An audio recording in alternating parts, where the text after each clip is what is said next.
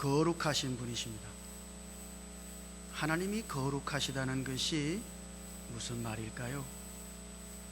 우리는 이 거룩함이라고 하는 것을 대단히 엄숙한 무엇인가로 생각할 때가 많아요. 그러니까 하나님 앞에 나올 때도 하나님은 거룩하시니까 우리도 대단히 엄숙해야 한다고 생각하는 것이죠. 그러나 여기 하나님이 거룩하시다는 것은 사실은 하나님의 존재의 상태를 가리키는 말입니다. 뿐만 아니라 하나님의 본성의 질을 가리키는 말이에요.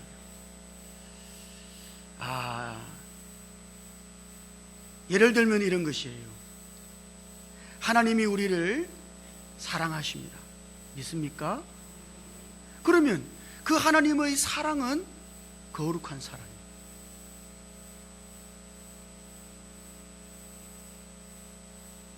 하나님이 말씀하십니까? 그러면 그 하나님의 말씀은 거룩한 말씀이죠. 우리도 말을 많이 합니다만 우리가 하는 말은 거룩한 말이라 안 한단 말이죠. 하나님이 하시는 말씀만 거룩한 거예요.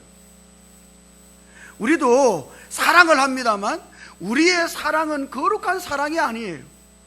하나님이 하시는 사랑은 거룩한 사랑이에요. 그러니까 여기 이 거룩이라고 하는 말은 하나님의 존재의 상태를 가리키는 말일 뿐 아니라 하나님의 본성의 질을 가리키는 것입니다. 자, 그래서 이 우주 안에 오직 하나님 한 분만 거룩하셔요. 하나님 이외의 다른 모든 것들은 거룩하지 않습니다. 그러므로 하나님 한 분만이 하나님 이외의 다른 모든 것들과 다른 분이시고, 그 하나님은 다른 모든 것들로부터 구별되어지신 분이신 것이죠. 이것이 하나님이 거룩하시다 하는 그 말의 의미인 거예요. 그러면 여기서 오늘 우리가 거룩하게 되는 것은 그러면 무엇을 말하는가? 우리가 엄숙하게 예배드리는 이런 것을 거룩이라고 하는 것이 아니라, 우리가 거룩하게 된다고 할 때 이것은 사실 먼저 우리의 위치가 하나님에게로 구별된 위치에 있음을 말하는 것이에요. 우리가 예수 그리스도를 믿고 예수 그리스도 안에 있을 때 우리는 하나님께로 구별되어진 위치에 있는 것이죠. 그게 거룩이다 이 말이에요. 여러분이 거룩합니까? 예, 거룩합니다. 왜 거룩합니까? 예수를 믿어서 예수 그리스도 안에 내가 있기 때문이에요. 세상으로부터 그리스도 안으로 구별되어져서 하나님께로 분별된 것이죠. 그래서 우리는 거룩한 것입니다. 그래서 예수 믿는 사람들을 성도라 그렇게 일컫는 거예요. 하나님의 거룩한 백성이라는 뜻이죠. 여러분이 거룩해졌습니까? 예, 거룩해졌어요. 어디서? 그리스도 안에서. 예수를 믿고 예수 그리스도 안에 있을 때 우리는 위치상으로 거룩하여진 것입니다. 그러면 우리의 존재는 어떨까요? 여러분의 존재는 거룩하여진 것입니까? 위치상으로는 거룩해졌습니다만 존재상으로는 그렇지 않을 수도 있다 이 말이에요. 그래서 하나님께서는 오늘 레위기 19장에서 하나님의 백성들인 우리들에게 대단히 분명한 명령을 내리십니다. 그 2절에 있어요. 읽어볼까요? 2절 같이요. 시작. 너는 이스라엘 자손의 온 회중에게 말하여 이르라. 너희는 거룩하라. 이는 나 여호와 너희 하나님이 거룩함이니라. 아멘. 하나님의 명령이 무엇이죠? 너희는 거룩하라 이거예요. 이것은 이미 하나님의 백성으로 구별되어진 하나님의 백성들에게 말하는 하나님의 명령이에요. 그러므로 여기 이 거룩하라는 것은 위치상으로 거룩하여진 사람들을 향하여 그들의 존재가 거룩한 존재가 되어야 한다고 하나님이 명령하고 계신 명령인 것입니다. 그러므로 우리는 이 거룩을 생각할 때 사실은 우리의 행함을 생각할 때가 많아요. 여러분들이 거룩하다 그러면 거룩한 어떤 행실을 하려고 한단 말이죠. 그러나 여기 너희는 거룩하라 이 명령은 행함의 문제가 아니라 존재의 문제입니다. 우리의 존재 자체가 거룩해져야 하는 것이죠. 그래서 하나님이 거룩하시기 때문에 너희도 거룩하라. 이 말은 뭐예요? 이것은 결국 하나님과 같이 되라고 하시는 하나님의 명령입니다. 아니, 하나님의 위격, 신격에 있어서 우리가 하나님과 같이 되라는 말이 아니라 하나님의 본성에 있어서 하나님과 같이 되라고 하는 하나님의 명령이에요. 그래서 베드로전서 1장 15절과 16절 거기 베드로가 레위기의 이 거룩하라고 하는 명령을 인용하면서 주시는 메시지가 있습니다. 그게 이래요. 오직 너희를 부르신 거룩한 이처럼 너희도 모든 행실에 거룩한 자가 되라. 기록되었으되 내가 거룩하니 너희도 거룩할지어다 하셨느니라. 그게 뭐라 그러죠? 하나님이 거룩하기 때문에 하나님의 백성들도 거룩하라 하나님이 명령하셨으므로 너희들도 거룩한 자가 되어야 한다고 지금 베드로가 말씀하고 있는 것입니다. 거룩한 자가 되어야 한다고. 그것은 우리의 존재가 거룩한 존재가 되어야 한다는 것에 대한 명령인 것이죠. 그러면 어떻습니까? 우리는 거룩한 존재가 될 수 있을까요? 우리는 하나님과 같이 거룩한 존재가 될 수 있을까요? 우리가 반드시 기억해야 할 것은 이것입니다. 이 우주 안에 하나님만이 거룩하시다는 것이죠. 하나님 이외에 다른 어떤 것도 거룩하지 않아요. 하나님만 거룩하십니다. 하나님의 본성만 거룩한 거예요. 자, 그러므로 여기 오늘 우리가 우리 자신의 어떠함으로 사는 것이 아니라 하나님의 본성으로 사는 사람이 될 때 우리는 거룩한 존재가 되는 것입니다. 아, 이게 어렵나요? 이런 거예요. 우리가 아무리 선하게 산다 할지라도 여러분이 선하게 살 수 있어요. 대단히 착하게. 예수 안 믿는 사람들도 얼마나 선하게 살아요. 우리보다 더 선하게 사는 경우가 많잖아요. 그러나 그 선함이라고 하는 것은 거룩한 것이 아닙니다. 왜요? 자기 자신으로부터 나왔기 때문이죠. 하나님의 어떠하심으로 살아가는 것만이 거룩한 것입니다. 사랑할 때도 마찬가지예요. 우리가 사랑합니까? 예. 내 자신이 원래 사랑이 많은 사람이에요. 그래서 그러한 사랑으로 사랑하는 것은 거룩한 것이 아니에요. 그것은 자기 자신으로부터 나왔기 때문이죠. 그러나 우리 안에 계신 하나님의 사랑으로 내가 사랑해요. 이거는 또 다른 문제죠. 그런 사랑은 거룩한 것입니다. 그래서 우리가 흔히 이러잖아요. 찬송 부를 때 주의 사랑으로 사랑합니다. 이거는 부르기는 대단히 쉬운데 행하기는 어려운 거예요. 그것은 나의 사랑이 아니라 주님의 사랑하심으로 내가 당신을 사랑합니다 이거니까. 이렇게 사랑하는 사랑만 거룩한 사랑입니다. 자, 그러니까 거룩하게 된다는 것은 뭘 의미하는 거예요? 오늘 우리가 우리 자신의 어떠함으로 사는 것이 아니라 하나님의 거룩한 본성을 따라 살아가는 사람일 때 우리는 거룩한 자가 되는 것입니다. 그럼 여기 한번 보시죠. 구약 성경에 하나님의 거룩한 본성이 어디에 나타나 있어요? 그는 율법에 나타나 있습니다. 여러분, 율법이 뭐예요? 하나님의 거룩한 본성의 표현이죠. 그래서 오늘 우리가 읽었습니다만 9절과 10절 한번 읽어보죠. 이거 9절 10절 같이요. 시작. 너희가 너희의 땅에서 곡식을 거둘 때에 너는 반 모퉁이까지 다 거두지 말고 네 떨어진 이삭도 줍지 말며 내 포도원의 열매를 다 따지 말며 내 포도원에 떨어진 열매도 줍지 말고 가난한 사람과 거류민들을 위하여 버려두라.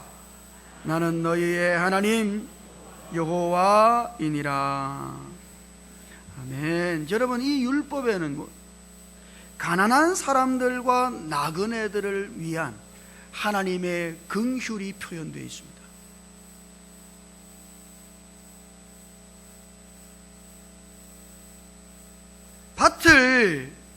밭에 곡식을 거둘 때 싹 모조리 한 톨도 남김없이 싹 걷어가서는 안 된다고요. 반 모퉁이 한 귀퉁이는 남겨놔야 돼요. 곡식을 베다가 떨어진 이삭 그거까지 낱낱이 주워가지고 가면 안 돼요. 떨어진 것은 내버려 둬야 돼요. 왜요? 가난한 사람들과 나그네들의 양식이니까 그들을 위하여 버려둬야 되는 거예요. 이거는 뭘 말하는 거예요? 하나님의 긍휼을 표현한 것입니다. 하나님이 이렇게 긍휼히 여기시는 분이시다 이 말이에요. 그러니까 여러분, 이 율법이라고 하는 게 뭐예요? 그것은 하나님의 거룩한 본성의 표현이에요. 그러면 여러분들이 이 율법대로 행했다고 한번 생각해 보시죠. 그러면 거룩해진 것입니까? 겉으로는 거룩해 보일 수 있어요. 그러나 율법이라고 하는 것은 우리 안에 있는 것이 아니라 우리의 바깥에 있는 것이므로 그 율법에 의해 표현된 하나님의 본성이라고 하는 것은 우리 안에 있는 것이 아니라 우리 바깥에 있는 것이므로 사실 이 율법을 따라 사는 삶은 하나님의 본성을 따라 산 것이 아니라 하나님의 본성을 흉내내는 삶일 뿐인 것이에요. 이것은 온전한 거룩함이 아닌 것이에요. 이것은 성경에 말하는 것처럼 육체의 예법인 것입니다. 그냥 겉모습만 그런 거예요. 흉내만 내는 것이죠. 하나님의 본성의 흉내만을 가진 것이에요. 그러므로 이것은 진정한 거룩함이 아닙니다. 그래서 하나님은 어떻게 해요? 하나님은 자기 자신의 본성을 오늘 우리들 모두 안으로 넣으시기를 원하신 것이죠. 그게 복음이에요. 하나님의 본성을 저와 여러분들 안으로 하나님이 넣으시기를 원하셨다 이 말이에요. 그래서 예수 그리스도는 하나님의 생명이시므로 저와 여러분들이 영접하여 모신 그리스도는 하나님의 생명이시므로 그 생명 안에는 언제나 그 고유의 본성이 있는 것이죠. 여러분 잘 생각해 보십시오. 모든 이 땅에 존재하는 생명의 종류에는 그 생명의 종류에 따른 본성이 생명 안에 담겨 있습니다.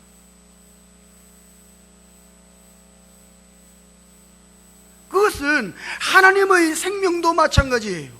하나님의 생명도 하나님의 본성을 담고 있는 것이죠. 그래서 하나님은 하나님의 생명이신 그리스도를 오늘 저와 여러분들 안으로 넣으셔서, 그리스도께서 어디 계십니까? 어디 계셔요? 예, 우리 안에 계신 것이죠. 우리 안에 계신 그리스도는 하나님의 생명이시며 그분이 하나님의 본성이시다 이 말이에요. 그러므로 우리가 우리 자신으로 사는 것이 아니라 이제 우리 안으로 오신 생명이신 그리스도에 의해서 살아갈 때 그것은 거룩한 삶입니다. 저는 오늘 우리들 모두가 이와 같은 이 하나님의 뜻을 아주 깊이 이해해야 한다고 믿어요. 많은 그리스도인들이 예수를 믿고 나 구원받았어요, 나 천당 가요, 그리고 일상의 삶 속에서 어떻게 살아야 할지에 대해서는 다시 율법으로 돌아가는 것이죠. 예? 내가 어떤 계명을 지키며 살아야 하지? 사람들은 다 그러고 산다 이 말이에요. 그러나 그것은 흉내만 내는 것이지 하나님처럼 거룩하게 된 것이 아닙니다. 어떻게 살아야 돼요? 율법에 의해 사는 것이 아니라 우리 안으로 오신 그 생명이신 그리스도에 의해서 매일매일을 살아야 하는 것이죠. 그래서 여러분, 예수님은 신약에 많은 계명을 일일이 나열하지 않으셨다는 것을 알 수 있어요.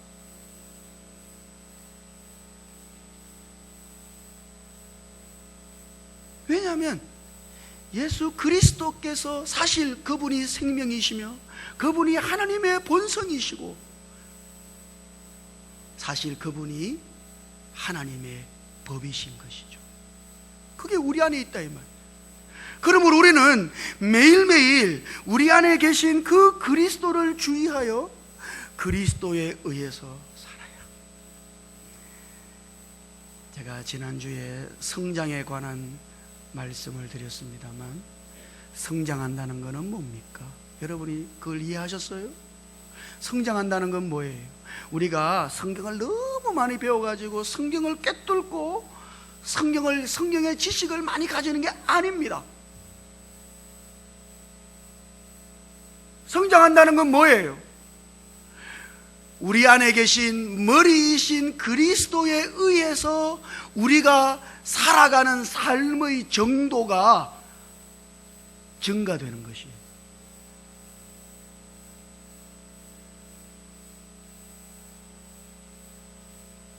그 삶의 범위가 확장되는 것이에요.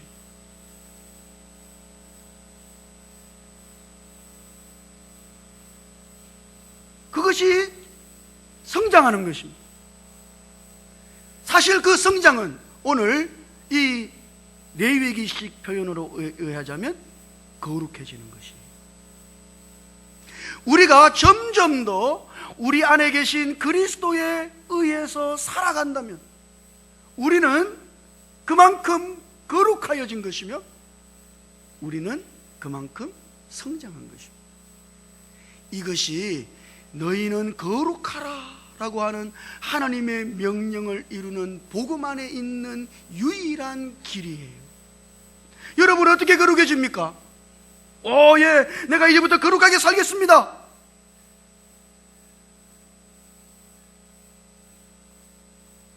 그리고 삶을 대단히 엄숙하고 경건하게 보이게끔 사는 것이 아니라, 거룩해진다는 것은 우리 안에 계신 생명이신 그 그리스도에 의해서 사는 것을 가르치는 것입니다. 저는 우리들 모든 지체가 이렇게 그리스도에 의해서 사는 그 분량과 그 정도와 그 범위가 날마다 확대되어질 수 있기를, 증가되어질 수 있기를 주님 이름으로 축복합니다. 그렇게 되면 우리는 거룩해질 뿐 아니라 사실 교회는 교회다워지는 것이고 오늘 우리는 그리스도로 말미암아 매일매일 성장하는 것이에요. 그러면 여러분, 어떻게 이렇게 살 수 있죠? 자, 그것이 5절과 6절에 있어요. 한번 읽어보죠. 이거 5절 6절 같이 읽어볼까요? 시작. 너희는 화목 제물을 여호와께 드릴 때에 기쁘게 받으시도록 드리고 그 제물은 드리는 날과 이튿날에 먹고 셋째 날까지 남았거든 불사르라. 자, 너희는 거룩하라 명령하신다. 하나님은 지금 그 레위기에 나오는 많은 제사 중에서 화목 제물을 드리는 것에 대하여 말씀하십니다. 이 화목 제물을 드린다는 것이 무엇을 의미하는 걸까요?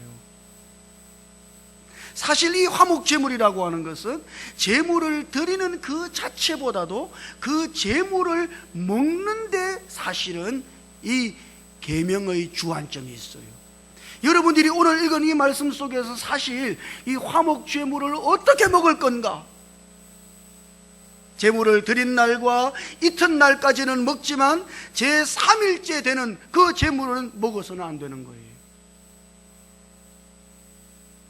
그러니까 지금 이 화목 제물을 먹는 법에 대한 규례가 오늘 말씀에 기록되어 있는 것이죠. 여러분, 이거는 무엇을 의미하는 걸까요? 분명 여기 이 화목 제물은 사실 우리를 하나님과 화목하게 하신 그리스도를 가리키는 것입니다. 요거는 알겠죠? 예? 이 화목 제물은 그리스도예요. 그리스도 안에서 우리가 하나님과 화목되었으니 그다음 그러면 이 화목 제물을 드린 다음 그럼 어떻게 해야 돼요? 그거를 먹어야 한다고요. 성경에 이 먹는다는 것은 교통을 나타내는 것입니다.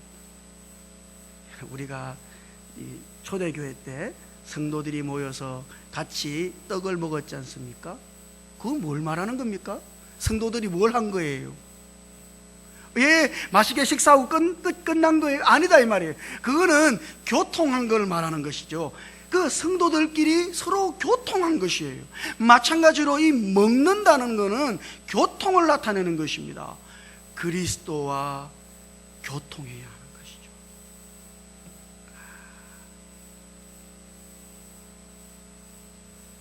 여러분 안으로 살아오신 생명이신 그리스도께로 여러분들의 마음을 돌이켜서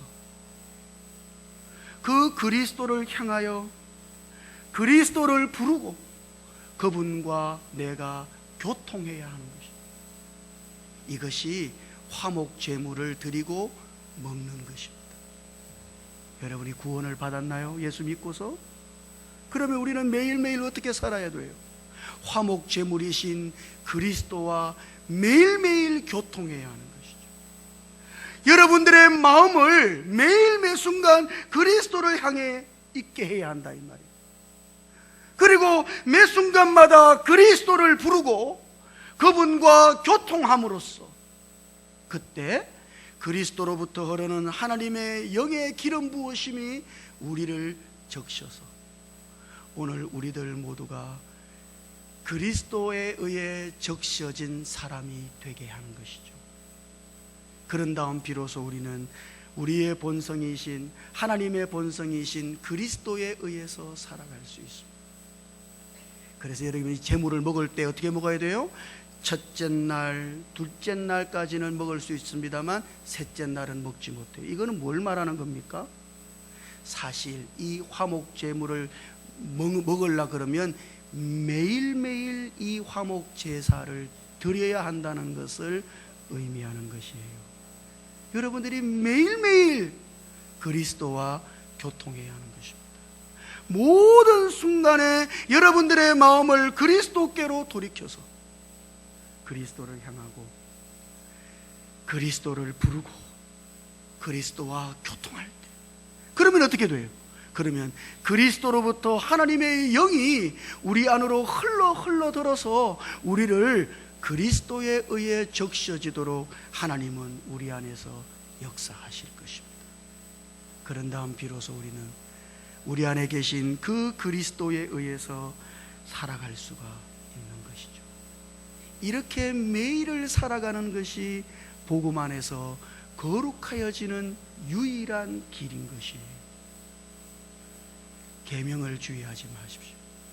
여러분 안에 계신 그리스도를 주의하십시오. 여러분에게 그리스도는 어떤 의미이십니까? 그리스도는 우리를 천당 보내시는 분이십니까? 맞아요. 그러나 더 놀라운 것은 그리스도는 우리 안에서 생명이시며 그리스도는 하나님의 생명이신 하나님의 본성이신 것이죠. 우리는 매일매일 이 하나님의 본성이신 그리스도에 의해서 살아야 하는 것입니다.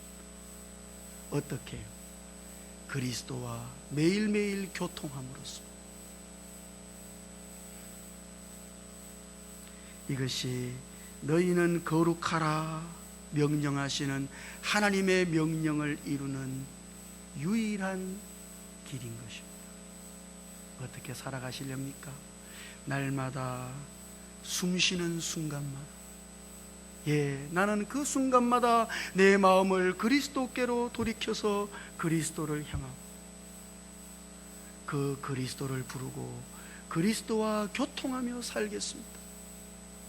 그리하여 그리스도로 말미암아 살아서 날마다 거룩해지도록 내 삶을 그리스도께 드리겠습니다.